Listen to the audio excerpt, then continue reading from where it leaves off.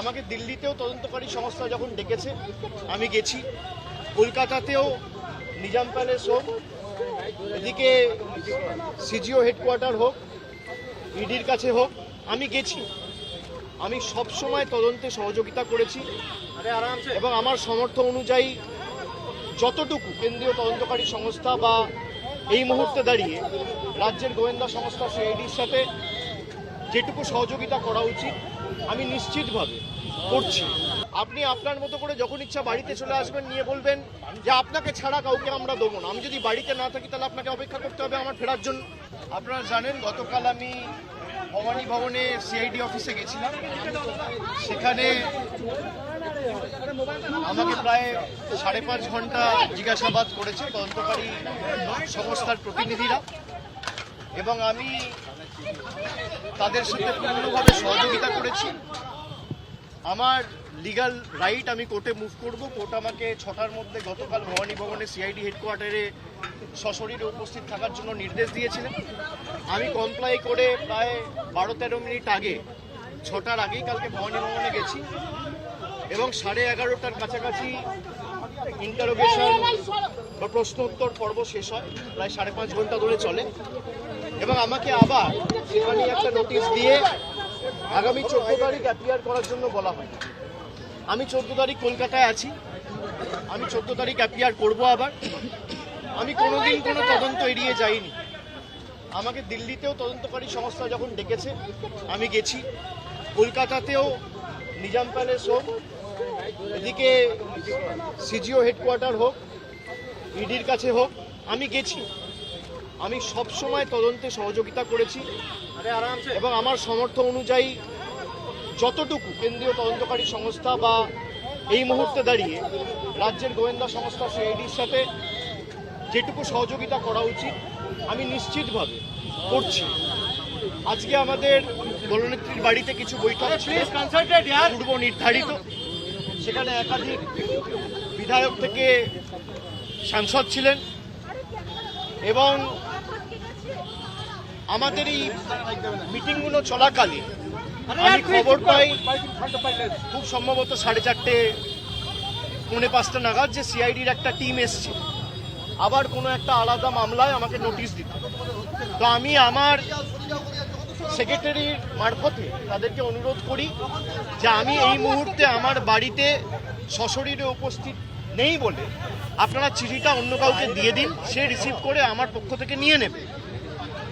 এবং আমি অনুরোধ করি যে আপনারা যদি আমাকে দিতে চান তাহলে আপনাদের অপেক্ষা করতে হবে, তার কারণ আমি এই মুহূর্তে আসতে পারবো না মিটিং থেকে বেরিয়ে। আপনি আপনার মতো করে যখন ইচ্ছা বাড়িতে চলে আসবেন, নিয়ে বলবেন যে আপনাকে ছাড়া কাউকে আমরা দেবো না। আমি যদি বাড়িতে না থাকি তাহলে আপনাকে অপেক্ষা করতে হবে আমার ফেরার জন্য। এখন প্রায় 7:20 বাজে, আমি বাড়িতে ঢুকেছি, আপনাদের সাথে কথা বলছি 5-10 মিনিট হয়েছে। 6-7টার মধ্যে আমি বাড়িতে ঢুকেছি। আমি ঢুকে দেখছি সিআইডির প্রতিনিধিরা নেই, তারা ফিরে গেছে। তারা যদি পরবর্তীকালে আমাকে ফোন করে আসে, আমার সাথে যোগাযোগ করে আসে এবং আমাকে বলে কোন সময় গেলে আমি বাড়িতে থাকবো, তখন নোটিশ দেবে, আমি নিশ্চিতভাবে জানাবো। আমি যখন বাড়িতে উপস্থিত নই সশরীরে, তখন যদি তারা আসে নোটিশ দিতে এবং একদম স্পষ্টভাবে বলে যে আপনাকে ছাড়া কাউকে নোটিশ আমরা দেবো না, আপনার হয়ে কেউ যদি রিসিভ করতে চায় সেই সুযোগ পাবে না, তাহলে আপনাকে আমার ফেরার জন্য অপেক্ষা করতে হবে। তো আমি আপনাদের মাধ্যমে আমি অনুরোধ করব যে যারা নোটিশ দিতে এসেছিল আপনারা যদি আসেন নিশ্চিতভাবে যোগাযোগ করে আসুন, আর না হলে অপেক্ষা করুন। আমি যখন ফিরব আমি তখনই এই নোটিশটা আপনাদের তরফ থেকে আপনাদের কাছ থেকে নিতে পারব। আপনারা যারা আমাকে প্রশ্ন করছেন আপনি তদন্ত এড়িয়ে যাচ্ছেন, আমি কোনো তদন্ত এড়িয়ে যাইনি, আমার লুকানোর কিচ্ছু নেই। আমি কেন্দ্র তদন্তকারী সংস্থার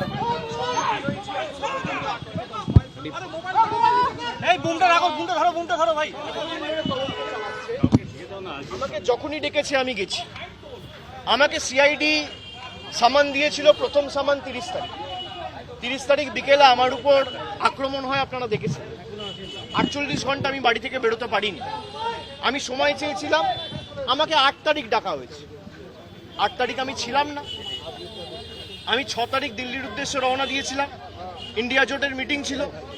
8 তারিখ তারা জানে যখন আমি দিল্লিতে, তখন 8 তারিখ বিকেলে নোটিশ দিয়ে বলা হচ্ছে 9 তারিখে আসুন। 9 তারিখেও আমার বৈঠক ছিল। আমি গতকাল সঙ্গে সঙ্গে যখনই আমি কোর্টের নির্দেশ পেয়েছি, আমি সঙ্গে সঙ্গে 6টার আগে গেছি এবং তারা যে প্রশ্নগুলো করেছে, আমি তো এখানে আলোচনা করতে পারি না, যদিও আমি দেখছি মিডিয়া অনেক কিছু বেরিয়েছে। আমায় কি প্রশ্ন করেছে, তদন্তকারী সংস্থার কাছে আর আমার সাথে কি আলোচনা হয়েছে, এটা মিডিয়ায় চলে আসছে। এবং আমি বাড়ি ফেরার আধ ঘন্টার মধ্যে আমাকে প্রথম প্রশ্ন কি করা হয়েছে, আমাকে দ্বিতীয় প্রশ্ন কি করা হয়েছে, আমাকে তৃতীয় প্রশ্ন কি করা হয়েছে, তার উত্তরে আমি কি বলেছি, সব আমি দেখছি মিডিয়ায় রিপোর্ট হয়ে গেছে। আমি এটা নিয়েও আগামী দিন হাইকোর্ট মুভ করব। আমি যখন তদন্তে কি আলোচনা হয়েছে কারোর সাথে আলোচনা করছি না, তার মানে আমি ধরে নিতে পারি তদন্তকারী সংস্থার কাছ থেকেই মিডিয়ায় এই খবরগুলো লিক হচ্ছে। যদি লিক হয়ে থাকে, ইনভেস্টিগেশনের উদ্দেশ্য তো ঠিক নয়। সুতরাং আমি বারবার তদন্তকারী সংস্থা যেখানে আমাকে ডেকেছে আমি গেছি। আমি যদি কলকাতায় উপস্থিত না থাকি, আমি তো যেতে পারি না। আমার সামর্থ্য অনুযায়ী যেখানে যখন প্রয়োজন হয়েছে, যে মামলায় ডাকুক। আর এখন সরকার পাল্টেছে, এরা বিভিন্নভাবে মামলায় আমাকে ট্যাগ করবে। আমি শুনেছি যে মামলায় আজকে আমাকে নোটিশ দিতে এসছে, আমি বলেছি 4 তারিখের পর ডিজে বাজবে।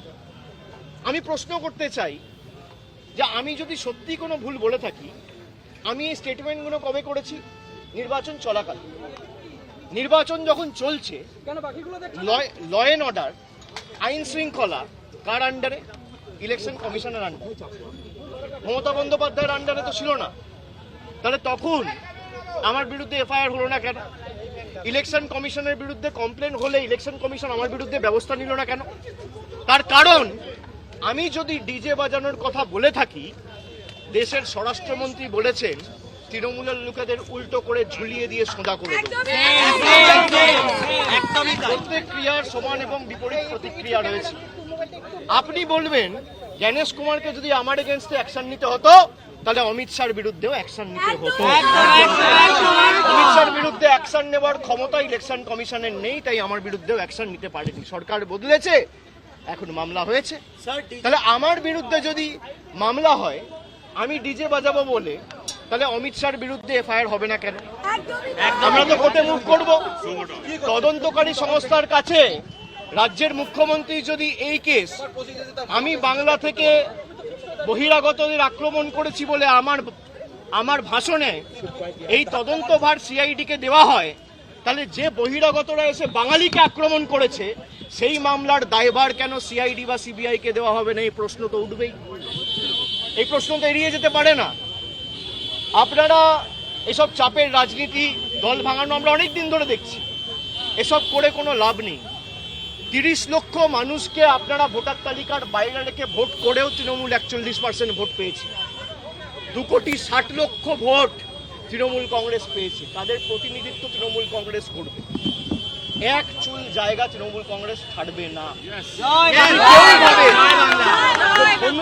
চমকে সিআইডি দিয়ে, সিবিআই দিয়ে, দল ভেঙে, উৎসাহ করে, গায়ের জোরে কর্মীদের মিথ্যা মামলায় ফাঁসিয়ে, ফলস কেসে ইমপ্লিকেট করে, পার্টি অফিস দখল করে, বাড়ি ভেঙে, ঘর জ্বালিয়ে